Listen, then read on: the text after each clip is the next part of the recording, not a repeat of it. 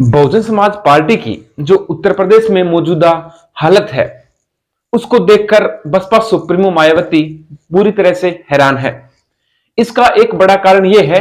कि पिछले चुनाव में जिस तरह से बसपा सुप्रीमो मायावती ने बहुजन समाज और ब्राह्मण वोट बैंक को साधने का प्लान बनाया और चुनाव के मैदान में उतरी थी, लेकिन इसके विपरीत पूरा ब्राह्मण समाज का जो वोट बैंक है वो योगी आदित्यनाथ की तरफ शिफ्ट हो जाता है और बसपा और समाजवादी पार्टी दोनों ही उत्तर प्रदेश की सत्ता से बाहर हो जाती हैं।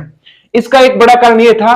कि योगी आदित्यनाथ के उत्तर प्रदेश में आने के बाद जो ब्राह्मण समाज है या जनरल कास्ट का जो वोट बैंक है वो भगवान श्री राम के नारों के तले भाजपा में शिफ्ट हो जाता है। इससे पहले 2007 के विधानसभा चुनाव में बसपा सुप्रीमो मायावती ने ब्राह्मण और जो दलित समाज है उसके वोट बैंक का एक कॉम्बिनेशन बनाकर उत्तर प्रदेश की सत्ता पर काबिज हो गई थी, लेकिन बीते समय बीतने के बाद लगातार बसपा सुप्रीमो मायावती ने इस बार अपनी रणनीति है उसमें पूरी तरह से चेंजेस कर लिए हैं, परिवर्तन कर लिए हैं। आपको बता दें,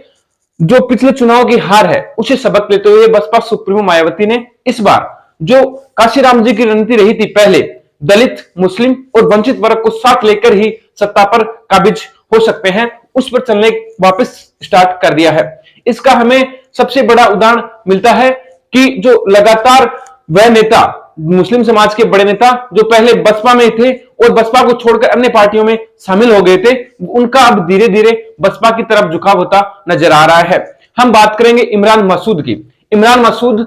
पहले समाजवादी पार्टी में थे, कांग्रेस में थे, लेकिन अब जैसे ही उन्होंने बहुजन समाज पार्टी की सदस्यता ग्रहण की, उनके बाद लगातार बहुजन समाज पार्टी में जो मुस्लिम चेहरे हैं उनके शामिल होने की खबरें निकलकर सामने आती रही हैं। साथ ही मायावती ने जो काशीराम की रणनीति थी कि प्रत्येक गांव के अंतिम छोर तक जो व्यक्ति बैठा है उस पर बाबा साहब के विचारों का प्रभाव होना चाहिए, इस पर भी बसपा सुप्रीमो मायावती ने काम करना शुरू कर दिया है। नए साल के शुरू होते ही बसपा सुप्रीमो मायावती ने ऐलान किया था कि चलो गांव की ओर, अर्थात हम प्रत्येक गांव में जाएंगे और बहुजन समाज पार्टी की विचारधारा और डॉक्टर बाबा साहब भीमराव अंबेडकर की जो विचारधारा है उनको जन जन तक पहुंचाने का काम करेंगे। इसका सीधा सीधा प्रभाव आने वाले विधानसभा चुनाव में हमें जरूर दिखाई देगा। साथ ही बसपा सुप्रीमो मायावती ने इस बार लकीर से हटकर काम करना शुरू किया है। इसका एक बड़ा उदाहरण यह है कि इस बार जो युवा आकाश आनंद है उन पर पूरी जिम्मेदारी डाली है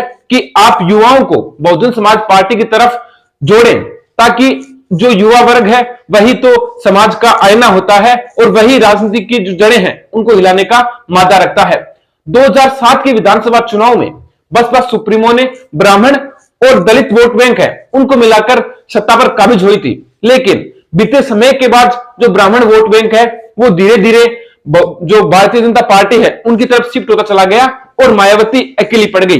लेकिन अब मायावती ने वापस अपने पुराने तेवर हैं वो दिखाने शुरू कर दिए हैं। बहुजन समाज, मुस्लिम समाज और जो वंचित वर्ग है, पीड़ित वर्ग है, शोषित वर्ग है, उनकी आवाज लगातार सोशल मीडिया, विधानसभा और भी जमीनी स्तर पर उठाने का काम शुरू कर दिया है। आपको यह भी बता दें कि पिछले चुनाव में जैसे ही बसपा सुप्रीमो मायावती हारती है, उनके तुरंत बाद मायावती बड़ा फैसला लेती है कि जो मुस्लिम है, वोट बैंक है, पीड़ित वर्ग है, उनको बहुजन समाज पार्टी की तरफ कहीं ना कहीं उनका झुकाव लेके आना है और जो पिछली विधानसभा चुनाव में हमने गलतियां की उनको सुधार करना है।